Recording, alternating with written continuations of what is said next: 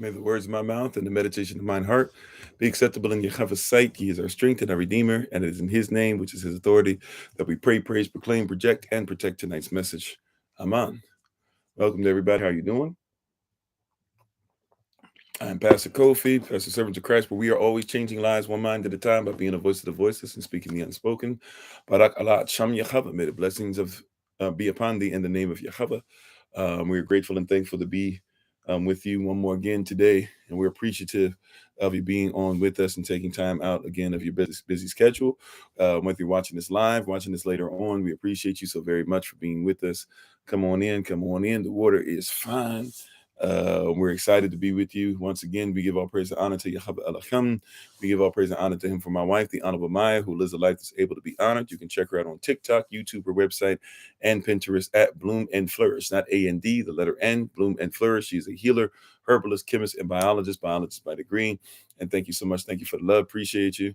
So shalom to everybody. Peace be upon thee. Don't forget that next week, starting on Monday through Friday, we'll be doing intermittent fasting until Friday evening, in which on Friday evening, we'll be having just on TikTok, on Kofi_42 only.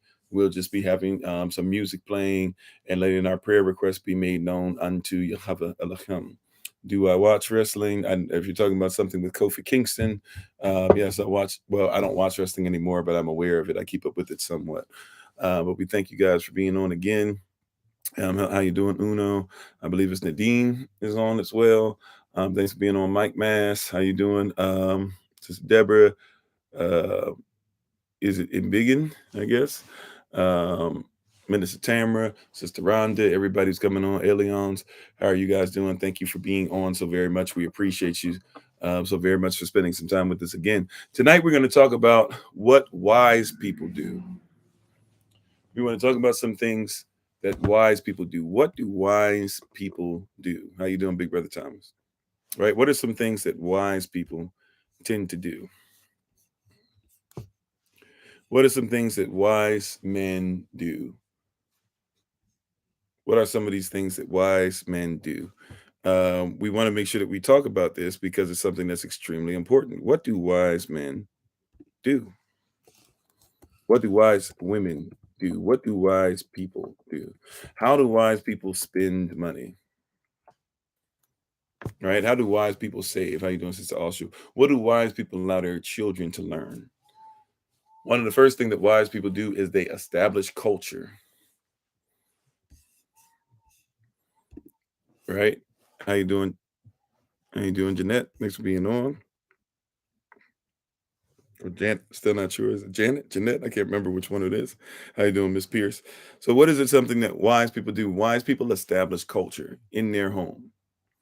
If you're into sports, they say that a wise head coach brings a culture. Right? If you are a Baltimore Ravens fan, you know that they are going to run the ball. They establish a culture. If you are a San Francisco 49ers fan, you know that they're going to run the ball very well. They're going to have very athletic offensive linemen. They're going to be able to plug almost any kind of quarterback in there.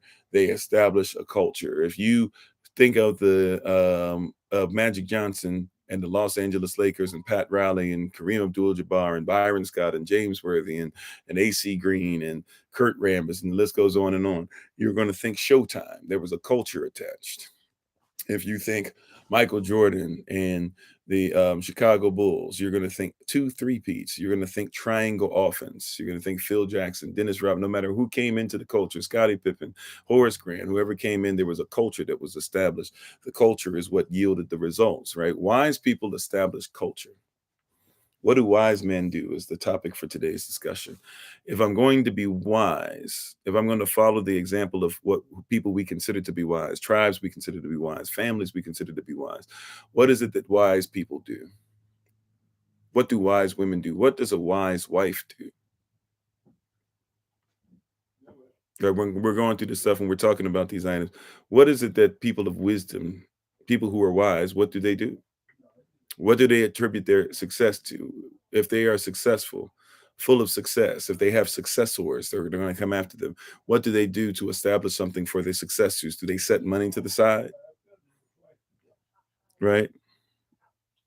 You missed not seeing her already? She'll be back on next week. She's not on every time, right? She's not on every evening. She's starting off the year with us every Thursday to make sure that, that she's on and we can establish looking beyond what we see together as a family. And how you doing, Mr. Southern Charm? Thanks for being on. What is it that wise people do? One of the things that wise people do is that they don't worry about education, or they worry about education, not indoctrination. And by the way, she'll be on with us tomorrow for the podcast if you're on for the podcast, right? One of the things that wise people do is their children are never in education, right? Or they're always in education. They're not in indoctrination. Now, doctrine is not bad, right? Or I don't know. I see you on there now. Sister Rhonda, I'm sorry if I missed some of your comments, right? But wise people, they have indoctrination. Or I'm sorry, wise people, they don't mind doctrine, but they don't allow others to indoctrinate their children. How you doing, Kayla? Right. Wise people, they make sure that they educate their children. Now, what does the word education mean? How you doing, Aphrodisiac? Right. Um, what does education mean? Not what we would say nowadays, which it makes it a noun, a person, place, or thing. A person can be educated. You can go to a place that is gives you education. You can also do something that can give you education. How you doing, Minister Morel? I gave you by the way, I'm working on it now. As I sent you a text, I'm just trying to fill in some of the slots, but we got a pretty nice number of brothers for you to be able to reach out to. You said who's supposed to educate children? Well, we should educate children. The word educate means so it means literally, if you break down the word, to educate is literally saying to reach inside. Like I'm literally looking at it right now, Minister Morale. So I got one more name, and then I'm gonna kind of double check to make sure, but we got a nice list to get you started for sure. But education is literally when somebody reaches inside of you, pulls out what's there, shows it to you, and then places it back inside and helps you to get to what you saw. And what's happened is that we've been taught over time that education should come from somebody who doesn't know us. But who better than the people who we come from to be able to know what's inside of us? Now, sometimes, unfortunately, the people who should be able to do this, they themselves are not interested in proper education. What are you taking out of the child? I just said the things that they have in them, the gift, the calling, the potential that they have. In other words, I should be able to know, looking at my own child. For example, we homeschool, right? So when it comes to my child, I'm able to do what? I'm able to see there's certain characteristics he has that his father has. There's certain interests that he has. There's certain things that he liked or whatever. Okay, well, if we're gonna, I don't know. I think you get the context, right? Do you get the context? I'm not trying to necessarily be right. I'm trying to talk about something righteous, right? The context of it is that we're trying to be in a position in which we can reach inside somebody and see the potential, empathize with it, love upon it, lift it up, guide it, and be able to say, see, these are the things that are able to do. Now, let me go ahead and work with you to get to that thing. Now, by the way, if you won't do that, somebody else takes things out of your child, but they never put them back in, right? Right. So your child goes to school. I want to be a dancer. Well, that's nice, but that's an elective. We don't teach that, and we're not worried about that for a long time. You're going to learn mathematic equations. Let's go. Right. There's a difference in how things are managed or how people do things. Right. Like there's a difference in those things. So we don't recognize some of these items. We're not aware of how some of these work. But see, when somebody's educating your child, they're supposed to be looking at what's on the inside. What we do is we say, this is what everybody does on the outside. And maybe you'll be able to learn about who you are from the inside, but by just doing what everybody else does. Wise people don't do that. Wise people get them ready to continue legacy. Whatever your daddy did, that's what you do. You're an apprentice, age of 7 to 9, right? Yashua was a carpenter because his daddy was a carpenter.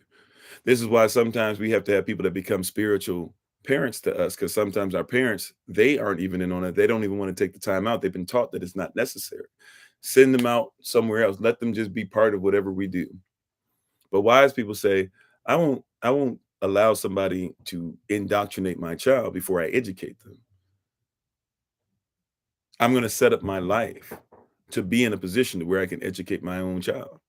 And whatever I can't give them, then I'll find a way to make sure what's necessary to their calling can be given to them. This is what wise people do, right? It's not wise to have somebody else try to tell you about your culture. Oh, no problem, Sir Stephen. Thanks for being on, bro. Right? It's not wise to always have somebody else tell your child about your people. Right? Isn't it in Florida? Aren't they taking the thing to the next level to where now they're saying in Florida schools, any public schools, you should not be teaching AP, African American studies or something like that. We should be ready for that. It's not on them to do it. Don't be upset because first of all, they weren't going to do a great job of it anyways. If they're going to teach you African American studies, and African American didn't exist till 1980s. Nobody was called African American before that. And then even when it comes to the Negro, they're not going to tell you where the Negro started, especially that the Negro started with Israelites that are known as Sephardic Jews nowadays that come from Spain and from Portugal. They're not going to tell you that.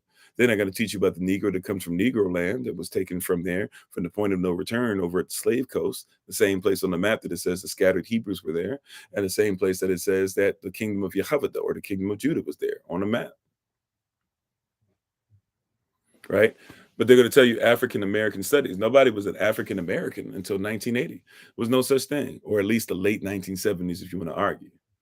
Were there rumblings of people saying Afro American? Yeah, possibly. Even Malcolm X had a couple times where he started referring to himself as an Afro American, but there was no such thing as an African American as far as actually being a lawful or legal thing up until like around 1980. So, how much history do you really think they're going to tell your child? And by the way, I'm not mad at it because it's not on them. This is the thing I think we got to stop thinking. We get so upset at people who are not about helping to shape you from the inside out. And we get mad at them for not teaching them what's not their responsibility to teach them. Who better to teach them about themselves, you or somebody else? It is not wise to put your child's future in the hands of the oppressor. Why would we look for the oppressor to have, you know, why would we look for somebody who's oppressed people to make sure the same people that they oppressed are educated? And how you doing, Snap? And you said what you say, Nadine? You said yes, they took it out, didn't even acknowledge MLK anymore. Yeah. Only thing you learned about MLK, you never heard. You're like, only thing you knew about MLK was he said, "Free at last, free at last. Thank God Almighty, we are free at last." You possibly, you knew he got shot, and as far as you thought that he just got killed. You said we really have to know what's right. Yeah, we have to know righteousness. We have to know the real thing. And right, because we send our children to stuff and we're schooled by the same people. And do we even know what that is? By the way, they didn't, school really started like with people like Thomas Jefferson. School started in the late 1700s, really 1800s, where they were trying to make sure that schools were for slaves.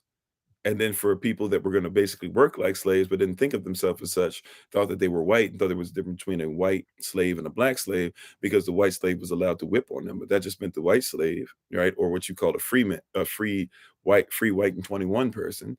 All they were was just somebody who was still enslaved by the same system. How you doing, Sister Deja?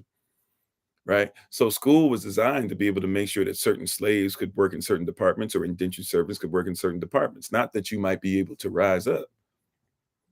There's a brother I was talking to who will remain nameless, but I was talking to this brother recently, and one of his first comments to me was, "As you can hear, I'm not an educated man." I let it slip the first time. But then he said, "I'm not an educated man again." I had to stop him. I had to say, "Look, bruh, education is relative, right? Education is relative. There's a farmer out there right now who cannot read or write, and so people would think he's not wise. But man, he can read the soil. He can tell when it's going to rain. He can tell you if something is righteous as far as when the seed needs to be planted. He can make sure you eat, even though you can't feed yourself. And he can do enough to make sure that he provides for his family and owns land. But people would say he's not wise.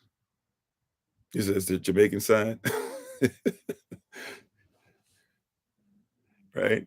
It's that type of person would say, you're that we would say now that, oh, he's not wise because he cannot read, but he can read enough to make sure he gets paid and that he doesn't have to slave for anybody else. He slaves for himself if he's going to slave for anybody. But if he's not slave, if he's slaving for himself, if he's in debt to himself, that's a free man. Yeah, he can do all the things that city slickers can't do. You said, do you think we should be educated? Yes, we should educate ourselves. Is what I'm saying, right? Yeah, so certain things need to be established. We're supposed to teach our children, right? Like we're taught, even Ravak Hakodas, the Holy Spirit, she's referred to as the teacher, right? Yahshua Mashiach is considered to be what? Master, Rabbi, teacher, right? So we all should be taught and we should all teach things going on. That's how we've been designed, right? So wise people teach their culture. Yeah, wise people don't have a problem teaching what is theirs and coming together with something that's there. Oh, okay, Cricket Brett, thanks for being on, right? See, we're talking culture here. Once again, what did I say earlier? Wise people establish culture, right? Do you know every time in your Bible it says Lord God, that means Yahweh Elohim. That's culture. Wise people establish that. Do you know that UCC 3-603B says that if you give somebody an opportunity to pay something and you offer them a negotiable instrument, which can include money, and somebody says, no, I don't want that. I want exactly this, or else I'm going to go ahead and take stuff from you. You can say, well, if you don't take it, we just have to go ahead and take it to court, or I'll just go ahead and use this evidence to say I don't owe you anything, because if I offer you a negotiable instrument, including money, and you don't take it as payment, guess what? That means I don't owe you anything. See, law, law. Yeah, exactly. Well, see, culture over tradition, because culture informs tradition. See, culture leads to your beliefs. So you do things traditionally based off your belief, but your culture established the beliefs. Yeah, when we have communities, and even what we do all the time when we meet together, this is community, even if it's virtual. That's why we're pressing so hard this year to make sure that we start coming together physically, right? Like, even though I'm not with you guys physically, we live together all the time. You said there's a type of thing we would learn in sovereignty. Yeah. In sovereignty, we start off every time by saying, you are the master. Every time we start off, you are the master. Every time we start, you are the master. That means teacher. Master doesn't mean owner. Owner and master, sometimes owner and masters are the same thing. People who've learned how to own you have also learned how to teach you. And that's when you have a problem. When somebody takes ownership of you, remember, whatever, see, this is a wise saying, hear it and hear it well. Whatever you try to control, you cannot serve. And whatever you try to serve, you cannot control. So if somebody's a owner and they're trying to do it, so if somebody's an owner, if somebody is an owner of you, right? Hear what I'm saying? If somebody is an owner of you and they're also your master, that means that the person who is trying to take away your right to be free is teaching you how to make sure that you never want to be free again.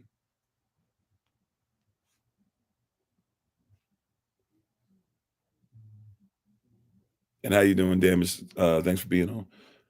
Right, we keep looking to the person. We have Stockholm syndrome, and we've been taught that Stockholm syndrome is not only acceptable, it is natural, it's lawful, it's legal, it's something that we should just go ahead and bow down to.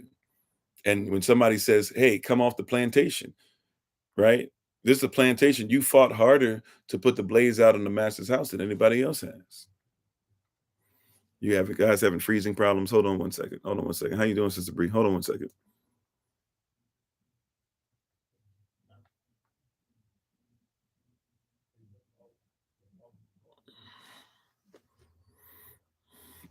Sorry about that, y'all. I guess I was connected to the wrong Wi-Fi. I didn't realize it. Let's see. Come back up. Takes a while. Okay. I think we got that taken care of on TikTok. Sorry about that, y'all. Right. So we're dealing with what? We're dealing with a Stockholm syndrome where we believe that it's okay. See, remember the house Negro. right? When you get up, when you get your degrees, when you start fitting in, when you're allowed to come a little more inside the game, when you can get paid more money, we think that it's wise to fight harder to put the blazers on the master's house out than the master does himself. Why? Because when you're a house Negro, you identify with the house. The master considers himself to be the master. The owner considers himself to be the owner, no matter what, right? But you only are the house Negro because you live in his house. So if his house burns down, then you no longer have a house to stay in, which means that there's nothing that differentiates you from the person that sleeps out in a jacked up house or just sleeps out under the stars every night. You might as well be, dare I say, a runaway slave. You're no different. So the only thing in your mind that makes you different is the place where the owner lives. You said yes, and your phone been messed up multiple times since coming together. Sorry about that. So hopefully we got a better signal right now. Right. But you got to see that's what this ownership is. You're in the land, and we keep talking about this is the land of freedom, the land of the free, home of the brave. But you're in the land of the owned. Wise people consider education for their own family more important than indoctrination of their own family. This is wise, is it not? Is it wise for you to know Batman, or is it wise to know the Mayan spirit that Batman was formed from, and to know if you should be part of that or not? Is it wise to know Nike, or is it wise to know that Nike was a god, and maybe you don't want any parts of Nike because they just doing what they do? Family is law, law is business. Okay, right? See, is it wise to say that there's separation of church and state, or is it wise to know that you have an obelisk for George Washington, the goddess Columbia, on top of the Congress building, and everybody that's birthed out of her that comes out is the modern Heru or Horus? At least that's what they're trying to do. I mean, is it wise to be indoctrinated to where you don't see what's going on right in front of your face, or is it wise to educate yourself from the outside in? See from the inside out. See from the outside in, you're gonna get messed up, but from the inside out, ooh, that's power in that. There's ownership in that. If see, we talk about this all the time. Here's another thing: wise people, they gentrify. We've been taught to hate gentrification because you're not the ones that gentrify. We're not wise enough to gentrify. But see, when you were the owners of the land, you gentrified, everything looked like you. You're more natural, so you allowed things that were natural to exist more. You like natural herbs. You like natural hair. You were told not to have natural hair, but you love natural hair. You love treating yourself naturally. You love as a man, your number one need naturally is respect. You love respect, but you go work for somebody to be disrespected as long as they give you a check.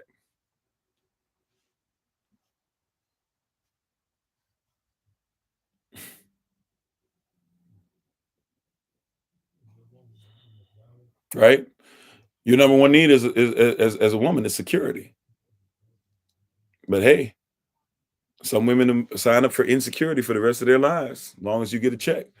But you'll never feel what you're supposed to feel. Wise people are before they're indoctrinated, they educate. Education once again from the inside out. I want to look at what's inside you. What's your DNA memory? Yeah, like they say, ask what your price is. Before you get into it, what is your price? What is it that I will not cross this? I will not cross this line. If I cross this line, it's past my respect. See, a lot of brothers get mad because they never set a boundary, they never set a line, and then they end up being pulled past the line. And they say everybody disrespects me. Well, you never set up a line. You never considered the cost. I will not go past this. I will not allow this in my life. I will not allow my family to go this. I don't care if I end up on the street. I'd rather be on the street with my integrity than to be in the finest of homes where everybody's laughing at me. And I even laugh at myself from time to time. I can't even take myself seriously. How can I take my marriage seriously when I don't take myself seriously? See, that's why every man should have a mission. You should marry a man on the mission. Really, you shouldn't marry a man. You should marry a husband because we should be pre-qualified for marriage, right? But every woman should look for a husband on a mission. Why? Because if you find a husband with a mission, it means that he's always going to be submitted to the mission, and there's certain things he cannot allow to happen that will take him outside of his mission. His vision, his purpose, and his value are always on point, which means that the vision, the purpose, and the value will always secure you, that you will therefore get the affection that you need from within that security, that you might be able to respect him. And now his number two need, if he's looking for sex, you don't mind having sex with somebody that you're attracted to all the time, because they always protect you and they always give you the nurturing that you require so that you can nurture him on an elevated level. Come on, code breakers who are going to become curse breakers. This is law.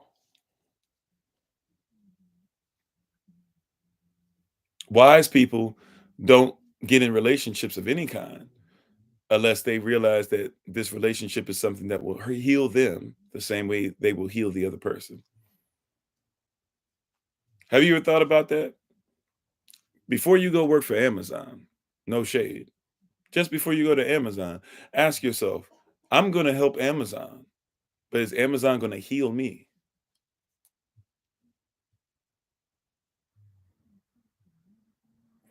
That's not even part of it, right? You weren't even taught, that wasn't taught in school. To be a human being, humanitarian.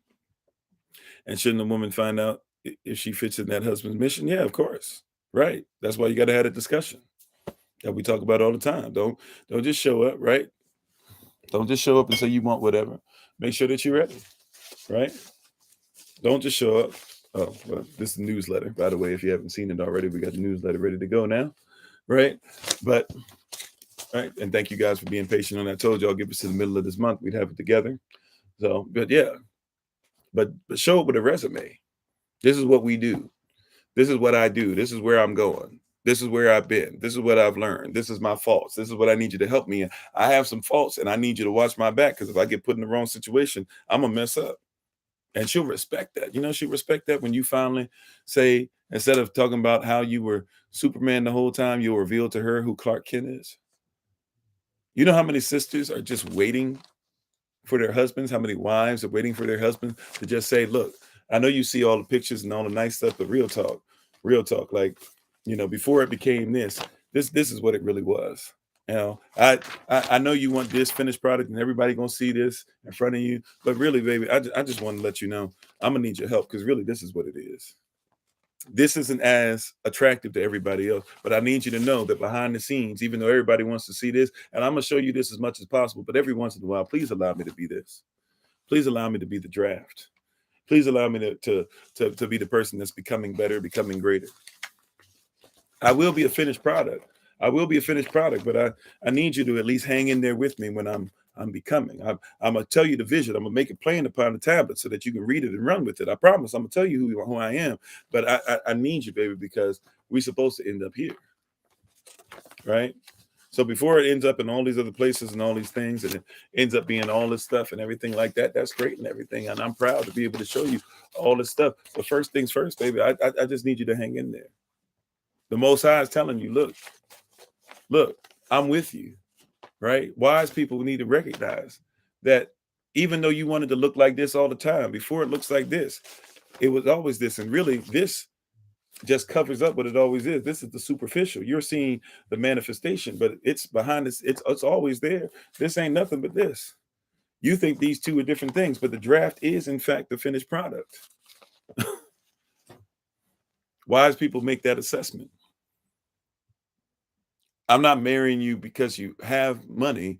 I'm marrying you because you have a vision that provides money. Am I saying that we shouldn't have vision first or money first? I'm not saying we shouldn't have any money first, but the vision is going to be more important than the money, because money can run out, but vision always gives money. See, when you wise people recognize that they are not, um, wise people recognize they are not the bank. Wise people recognize that they are not the credit union. Wise people realize that they are not the person receiving money.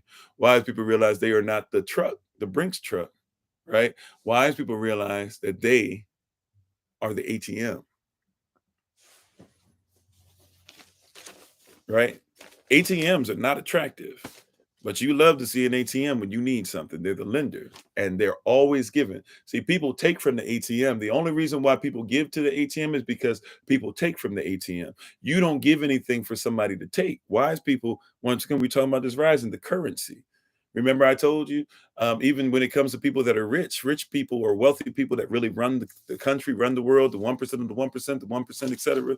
You got to recognize none of them ever come out in full battle against spirituality. Why? Because they know it's necessary. Even if they're hiding it from you, they know it's necessary.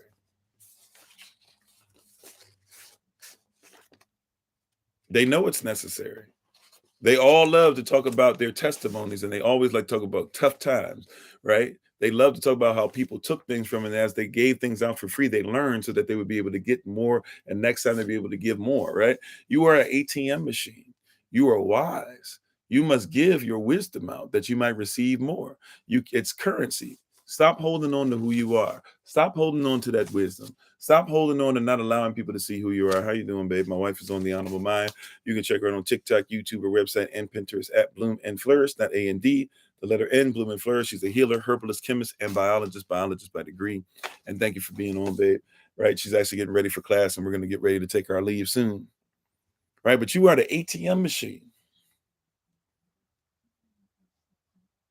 When I realized I'm an ATM machine, I stopped trying to knock on people's doors to see if they wanted what I had inside me. Because when you have something that's valuable, people will come to you. Yeah, I'm excited as well, right? People will come to you. People will come to you. Stop looking for people to come for, or stop knocking on the door. I've never seen a tree go to people's door and say, "Is it all right if I give you some of my fruit? If I got what you want, you're gonna come and get it." Herbalism one, Sister Nakia, and how you doing? Right? If I have fruit, you hear what I'm saying? If I have fruit, somebody's coming for it. I don't have to work that hard to give people what I already have. People want it hard enough, they'll come looking for it. They'll come get it. And people shall know the tree that you are by the fruit you bear. If you're an orange tree, they're not going, and they're looking for apples, they'll leave you alone. Be okay when people aren't looking for what you serve. Wise people don't do that. Yeah. You hear what I'm saying? I don't give out anything that's not my fruit. That's why I'm successful. If I can make it plain and simple, I don't knock on people's doors who aren't looking for the fruit that I have. I don't look for people that are carnivores trying to ask them if they want fruit. I don't look, if I'm an orange tree, I'm not trying to have people that are allergic to vitamin C and something that'll heal you. I'm not trying to give you something. It's okay. You don't have to look for me. You can go and eat something else, right? But for right, I'm not looking for people who don't like things that are enhanced by the sun and by the light and that are rooted and grounded. Right? If you want something that you're trying to eat that's not natural and it's not doesn't have to have any root, then by all means go ahead and look somewhere else. You see what I'm saying? We keep asking for people, please eat my fruit. Please, your fruit is not for everybody. How you doing, Brother Eugene? Your fruit is not for everybody. I know they told you it was. Your fruit is not for everybody. Not everybody's out here trying to eat your fruit. Not everybody out here's one, but we keep trying. Please, you know what? Come on, marry me, marry me, marry me for what? If they ain't tried to marry you and it's been 7 years, what you doing? Somebody out there is ready for your fruit, even if they don't deserve it. They were at least ready for it. You forcing somebody to have your fruit, and they don't want to go ahead and make sure that they invest in making sure that you have that you turn into tree after tree after tree after tree. They'll do just enough for you to be able to say, okay, stop knocking on my door, stop blowing up my phone, stop doing it. Like I'm okay with people not wanting what I have because it's not for everybody. There you go. Some people are allergic to your fruit. Right? It's okay. I'm not trying to have everybody do that. I don't need everybody to like what I'm saying. I don't need everybody to wear what I'm wearing. I don't need everybody to think my hair is acceptable. I don't need everybody to even listen to a word I have to say. It's okay. I've gotten to a place where I am fine with being peculiar. If peculiar people eat peculiar fruit, then come on, peculiar people, and get some of this fruit. If holy people eat holy fruit, then come on, holy people, get some of this fruit. If chosen people eat chosen fruit, then come on and get some of this chosen fruit. If royalty eats royal fruit, then come on, royalty and eats other fruit. If lawful people eat lawful fruit, then come on, I grow things that are lawful. I'm not in the market. I'm not even putting myself in the market. You know what I'm saying? I'm not even in the market. Do you hear what I'm saying? I'm not in the market. People talking about, well, I'm looking for that. I'm in the market for. I'm not in the market. I'm not on the market. However you're supposed to say it, right? I'm that dude that you see on the side of the street that's selling the watermelons that have seeds in them, and y'all like, how he sell watermelons that big? You can't even find watermelons, but you only see him pop up once in a while, once a week or something like that. But he always gonna be there, and he don't even got to work out of his season because the watermelon is not gonna grow outside of the season. You got to realize you're not supposed to be on the market. You're not supposed to be in Whole Foods. You're not supposed to be in ShopRite. You're not supposed to be in Safeway. You're not supposed to be in I don't know all these places, Aldi and Giant Food and Costco and BJ's and Sam's Club and et cetera, et cetera, et cetera. You're not supposed to be. You are somewhere where people have to take time out to go. See the wide place, the wide ranging place, the wide road, everybody can get on that. The places that are corporations, everybody can get on that. But only a few will find the place that's straight, that's narrow, that has rules set, and that has to continue to be on point. Choose ye this day not only who you shall serve, but choose ye this day what you will give. See, my offering to the Most High is special because I don't offer up what everybody offers up. I offer up things that cost me something.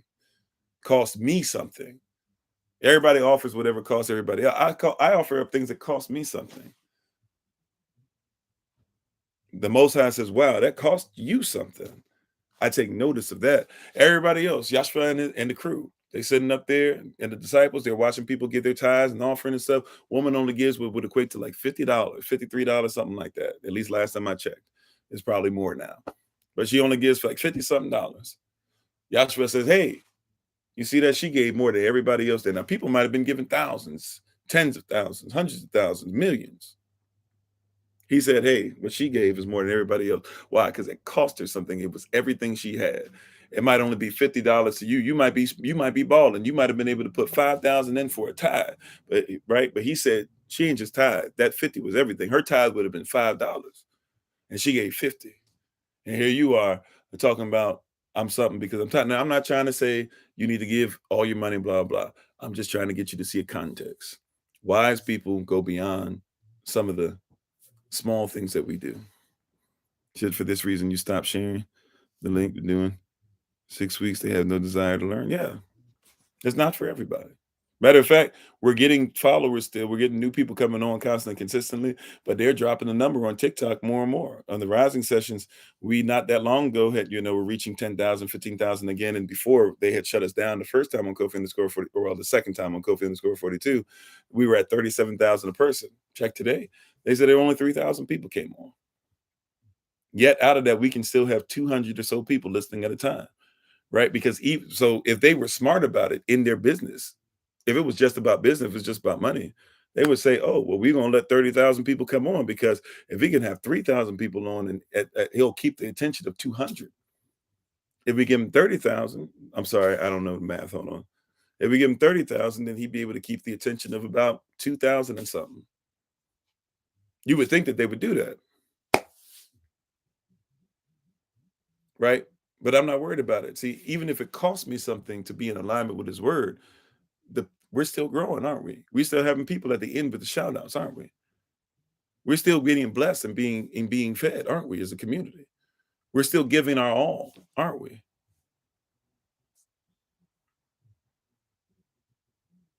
So don't be dismayed. Wise people, they don't worry about indoctrination. They worry about education from the inside out. Even when it comes to melanin, you don't measure melanin from the outside in. You always measure it from the inside out. Whatever's on the inside comes on the outside. Thank you. Thank you, Brother Stephen. Appreciate you. So that being said, I'm over. I'm not teaching tonight, but I don't want to be rude to the teacher for this evening. I'm going to go ahead and get out of this area so she can go ahead and be ready to teach a mighty and awesome class. Thank you guys for being on. We appreciate you. Um, we look forward to talking to you guys again soon. And thank you for being on. Please check out my wife, as always, the Honorable Maya, on TikTok, YouTube, her website, and Pinterest at Bloom and Flourish, not A-N-D, the letter N, Bloom and Flourish. She is a healer, herbalist, chemist, and biologist by degree. And we thank you guys for your support of her business. We thank you guys who are taking classes. We thank you guys that are doing things behind the scenes to help us to grow. And we hope that we continue to grow with each other. So thank you. We appreciate you. We honor you. I'm going to take the night off. Well, I'm going to still be in class, but I guess I won't be teaching tonight. I look forward to having a great class with my wife, and we look forward to talking to you guys soon.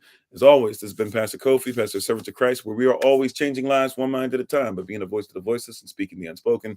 And until I have the great privilege, opportunity, and responsibility of being in front of you again, please remember, as always, Yashadal, that you are loved, you are necessary, you are majestic, you're fearfully, wonderfully made, and you, which is all of us working together, will be the reason why people who are in this system no longer have to be of it. Shalom, family. Thank you for the love. Appreciate it. We'll talk to you later. Barak Allah Ad Sham Yechava. Thank you. Peace.